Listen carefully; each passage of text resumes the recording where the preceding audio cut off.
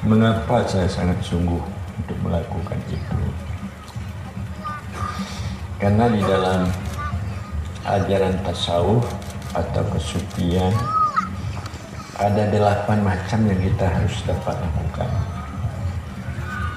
Nah, sebagai murid yang benar, salik yang benar, yang ingin untuk dekat dengan Allah Subhanahu wa Ta'ala. Yang pertama, ini bahasa Parsi yang dikatakan husdardam. Saya senantiasa hati kita mengingat Allah pada setiap nafas.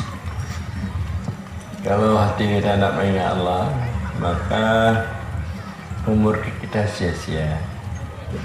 Kita harus setiap nafas ingat kepada Allah. Ini mukmin muslim yang baik. Yang kedua adalah diistilahkan khalud dar anjuman bahasa Parsi. Kita dapat memelihara mata agar mata kita jangan terlihat pada yang haram, dan juga kaki, tangan dan sebagainya. Kayak kita ini jalan, kalau kita jalan jangan banyak melengong ke kiri kanan, warna-warni. Jadi banyak nanti apa yang kita lihat, yang kita dengar masuk ke dalam hati kita. Karena pecenda ini ibarat alur, muaranya hati. Kalau pada alur itu banyak tahi, maka hati kita kotor. Maka bagi orang-orang yang mukmin yang baik, dia dapat memelihara pecendanya, apalagi matanya, daripada melihat yang haram. Ini dua. Yang ketiga, sapar darwatan. Ini bagi orang tasawuf. Orang tasawuf yang mengamalkan ilmu kesufian. Sapar darwatan ini bahasa Parsi. Berarti kita harus dapat berjalan. Berjalan di tempat, tapi hati kita yang berjalan. Badan kita di tempat, tapi hati kita yang berjalan. Berjalan dari apati kepada ampusi. Daripada kita melihat yang dahir-dahir ini. Yang dahir melihat gunung, melihat langit, melihat orang. Yang dapat dilihat diperdapat oleh pecenda dahir. Kita berjalan dari yang dahir yang diperoleh oleh pecenda dahir kepada yang batin, ampusi. Ampusi ini yang dimaksud ialah jiwa, bahwa kita dapat melihat itu yang dahir berasal daripada yang batin, berasal daripada yang batin.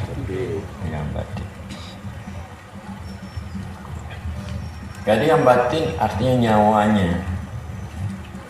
nyawanya, maka dia sebab ada. Sebab sebelum kita diadakan tubuh yang kasar ini, Allah telah mendahulukan kejadian tubuh dengan kejadian roh, nyawa. Nyawa ini Allah ciptakan 2000 tahun sebelum Allah menjadikan tubuh. Jadi kita berjalan dari afaki kepada ampus, supaya kita dapat berakhlak yang bagus. Karena alam ini, dunia ini, dia berbicara dengan kita, mungkin kita tidak dengar. Tapi kalau orang-orang yang hatinya ya sudah dapat cahaya dari Allah, dia dengar. Dikatakan oleh rumah-rumah yang kita buat, mobil yang kita miliki, tahukah kamu saya ini adalah fitnah. Jadi dunia ini dahirnya fitnah, tapi batinnya ibrah, pelajaran. Batang kayu mengatakan bahwasanya dahirnya ini fitnah. Kamu lihat bagus, cantik. Tahukah Anda pada satu masa saya rontok. Rontok. Namanya harta juga demikian. Pada satu waktu dia tidak bersama kamu. Hai orang yang punya harta, dia akan meninggalkan kamu, atau kami akan meninggalkan Anda. Itu maksudnya kita kembali kepada apa yang puji supaya kita dapat berakhlak yang bagus. Kita tidak perlu memegang yang zahir, kita memegang yang batin. Kemudian kita berjalan daripada panah dan bakar. Karena dunia ini atau kita sendiri sifatnya panah, hilang dan habis. Sifatnya hilang. Makanya yang kekal, yang bakal ialah Allah Subhanahu wa ta'ala.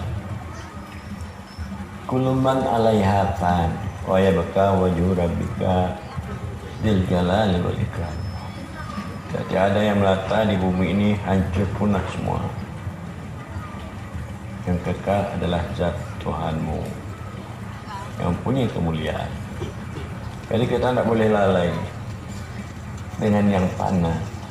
Kita harus pergi untuk mendapatkan yang bakal, yaitu Allah Subhanahu wa ta'ala. Dan kita berjalan dari syu'un ke syu'un dengan makna kita ini adalah awal kita dari sebelum ada kita adalah syu'un sifat, kelakuan sifat. Kembali kepada asalnya, kelakuan dah berjalan dari syu'un ke syu'un, dari kelakuan sifat kepada kelakuan zat.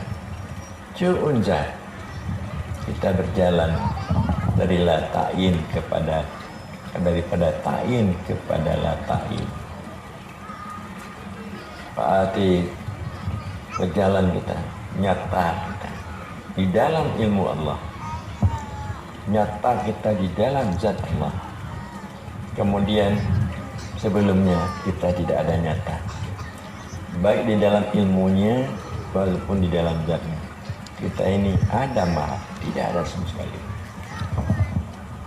Jadi itu selalu diingat oleh para orang sufi tasawuf. Walaupun dia duduk, tetapi hatinya berjalan. Duduk tapi hatinya berjalan. Jadi inilah Anda diajarkan berzikir. Walaupun hanya mulut saja yang berjalan, hati belum sampai berjalan seperti yang saya sampaikan ini. Nah, inilah latihan. Tapi tujuan saya supaya Anda dapat berjalan sampai kepada Anda melihat bahwa Anda tidak ada sama sekali. Supaya Anda dapat bermakrifat dengan tauhid zati. Dan kemudian juga bahwa ada istilahnya, yaitu apa istilahnya, syuhud wahdah fil kasurah. Syuhud kasurah fil wahdah. Kita dapat menyaksikan yang banyak ada pada yang satu. Kita ini apa ada kita pada yang satu, pada Allah ada.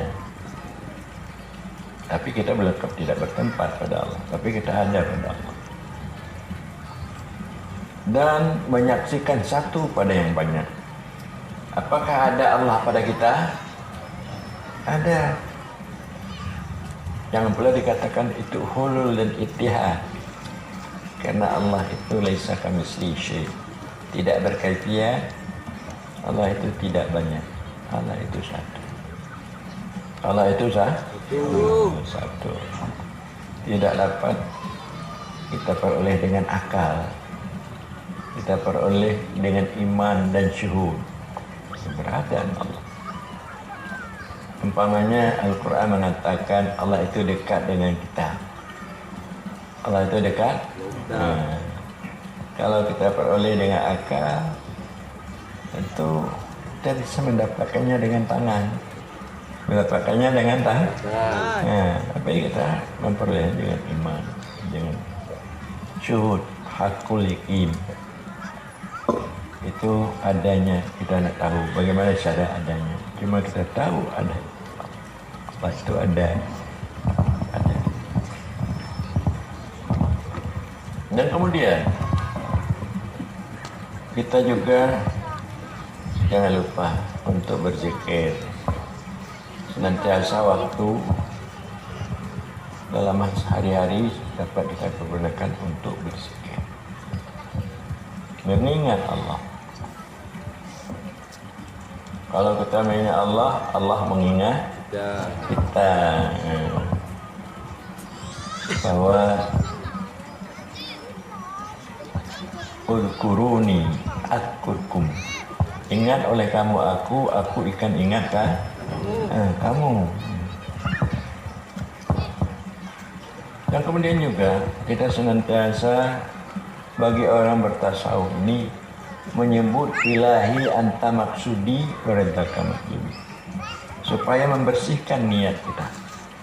Ayat Tuhanku, engkau yang aku maksud, redamu yang aku tuntut.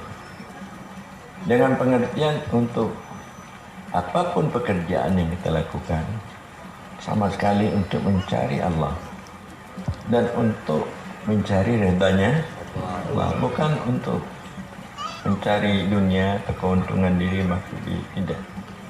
Karena kita tahu bahwa dunia itu datang dari Allah. Kalau kita berniat berkasat kepada Allah, dunia itu tidak perlu kita pikir lagi. Siapa punya dunia? Allah lah yang kita pikir. Jadi untuk memperbaiki niat, ilahi anta maksudi waridaka. Pakiban ibu-ibu nak dengar kan? Waktu tagumbu tak boleh nanakan ilahi anta maksudi. Nah, kalau tu ilahi anta maksudi. Kemudian bahwa kita senantiasa di dalam hati kita dilihat oleh Allah. Kita dilihat oleh Allah. Bukan saja kita melihat Allah, tapi kita dilihat oleh Allah. Di waktu di mana kita berada, baik kita di keadaan ramai atau di keadaan sedih, kita dilihat. Kalau oleh Allah, pada setiap saat, setiap waktu, maka akan lahirlah, karena muamalah hati dengan Allah terus menerus, akan lahirlah tauhid hakiki.